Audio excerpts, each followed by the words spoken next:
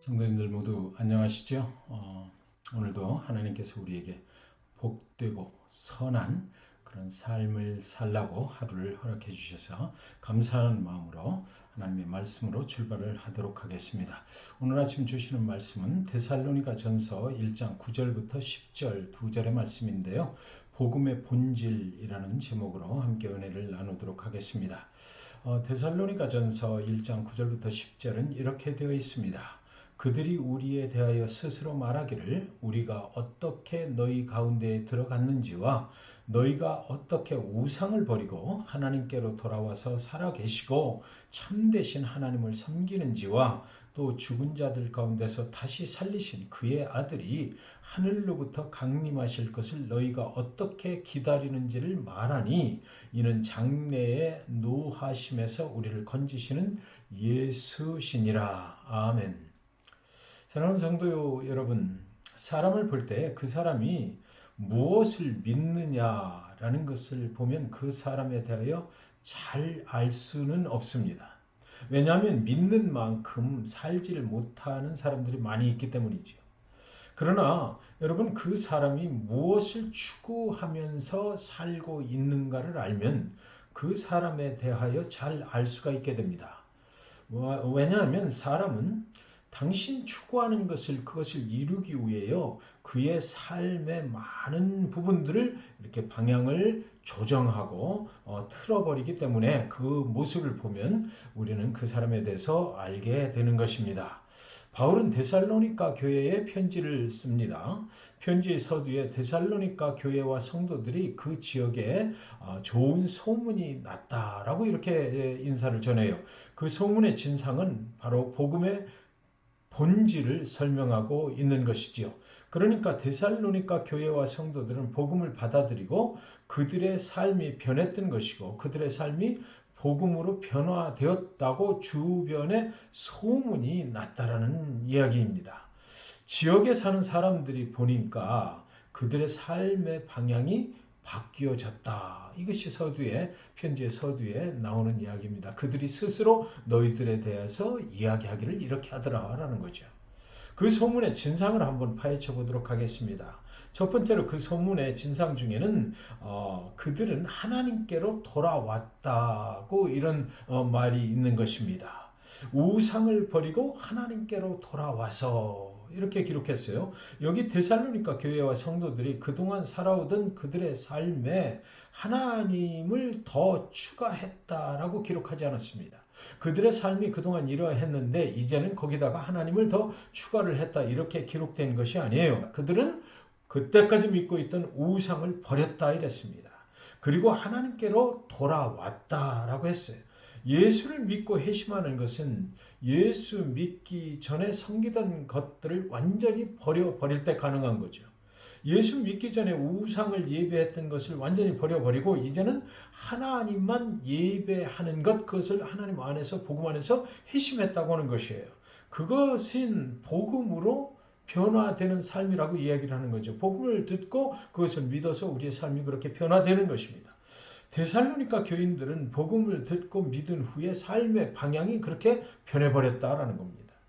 다른 사람들이 보니까 그렇다는 거예요. 전에는 우상의 신전에 예배하러 가던 사람들이 이제는 교회에서 하나님만 예배하는 삶으로 방향이 바뀐 것입니다.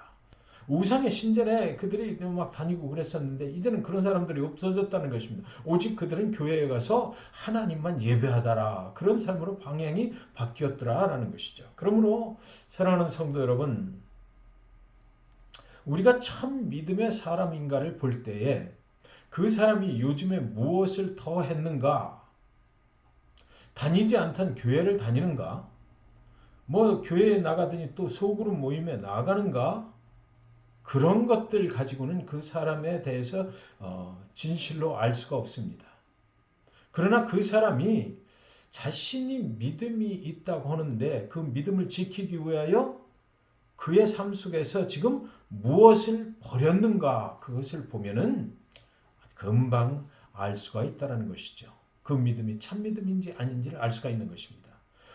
오늘 본문 말씀은 저와 여러분에게 이런 질문을 던지고 있는 것 같아요. 여러분은 믿음을 지키기 위하여 무엇을 버리셨나요?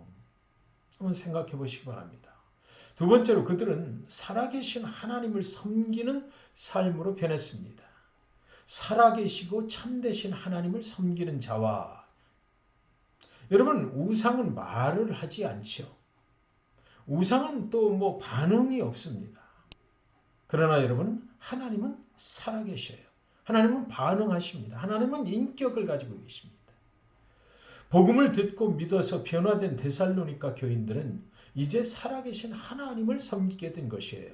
이들이 먼저 하나님을 섬겨가지고 구원받은 것이 아니지요. 이것이 복음, 예수 그리스도를 믿는 것과 우상을 섬기는 것과 다른 거죠. 우상을 섬기는 사람들은 뭐 어떻게 합니까? 자신들이 열심히 그 우상을 섬김으로 우상이 원하는 그 경지에 도달을 하려고 그러잖아요. 그러나 복음은 달라요. 복음은 우리가 먼저 무엇인가를 해서 구원을 얻는 그런 것이 아니죠. 먼저 하나님께서 우리를 찾아오셨고 우리는 그 하나님을 만나서 이제 구원을 먼저 받게 되는 것입니다. 그래서 복음을 듣고 예수를 믿어서 구원받았기 때문에 우리는요, 그때부터 살아계신 하나님을 섬길 수밖에 없게 되는 것이에요. 그때부터 하나님은 살아계신 하나님이시구나. 그것을 어떻게 알게 돼요? 내 삶이 변하게 되니까. 그것을 알게 된 후부터 이제는 살아계셔서 그들의 삶 속에 내 삶 속에 역사하시는 살아계신 그 하나님을 이제는 예배하게 되는 것입니다. 그분만 예배하게 되는 것이죠. 그분만 섬기게 되는 것입니다. 사랑하는 여러분, 정말 우리가 하나님의 은혜로 구원을 받았다면 정말 저와 여러분이 하나님이 우리를 구원하시기 위하여 어떻게 하셨는지를 알고 믿어서 구원을 받았다면 어떻게 그 하나님을 섬기지 않을 수가 있겠느냐고요. 우리의 삶의 방향이 바뀌지 않고는 배길 수가 없는 거죠.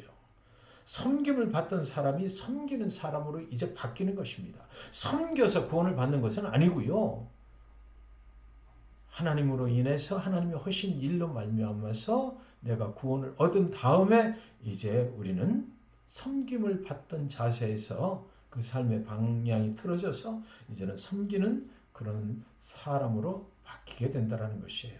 그때부터는 아주 능동적으로 섬기는 삶을 살게 되는 것이죠. 세상을 섬기고 또 하나님을 섬기고. 그들이 살아계신 하나님을 섬긴다는 소문이 어떻게 났을까요? 데살로니가 성도들은 주일날 교회에서만 하나님을 섬기는 것이 아니고요. 세상 속에서 이웃들과 함께 살아갈 때에 살아계신 하나님을 섬기는 사람들로 살았기 때문인 것이죠.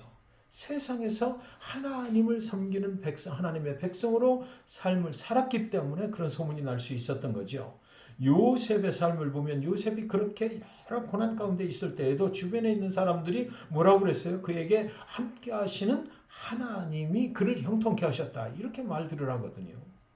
그것처럼 말입니다. 데살로니가에 살고 있는 사람들이 데살로니가 교인들을 볼 때에 저들 안에는 정말 살아계신 하나님이 함께 하시는구나. 그것을 보게 되었던 것입니다. 저들의 삶이 그래서 바뀌었구나. 이것을 보게 됐던 거예요.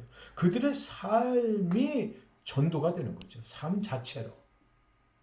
그들의 믿음이 교회 안에만 국한된 그런 믿음이 아니었고 그들의 삶 전체로 확장이 되었기 때문에 그런 인정을 받을 수가 있었다라는 것입니다.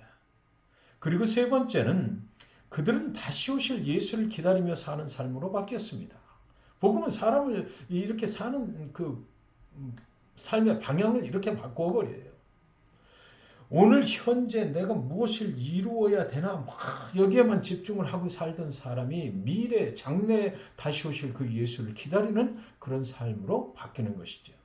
죽은 자들 가운데서 다시 살리신 그의 아들이 하늘로부터 강림하실 것을 너희가 어떻게 기다리는지를 당시에 데살로니가 교회와 성도들은 심한 박해를 받으면서 살고 있었다고 합니다. 그럼에도 불구하고 그들은 믿음을 포기하지 않았던 거예요. 그들은 그들에게 닥치는 박해를 견디면서 살았거든요. 그렇다면 어떻게 견딜 수 있었는가? 그들에게는 기다리는 믿음이 있었기 때문입니다. 무엇을 기다렸나요? 이제 곧 다시 나타나실 예수 그리스도를 기다리는 그 믿음이 그들에게 있었기 때문이에요.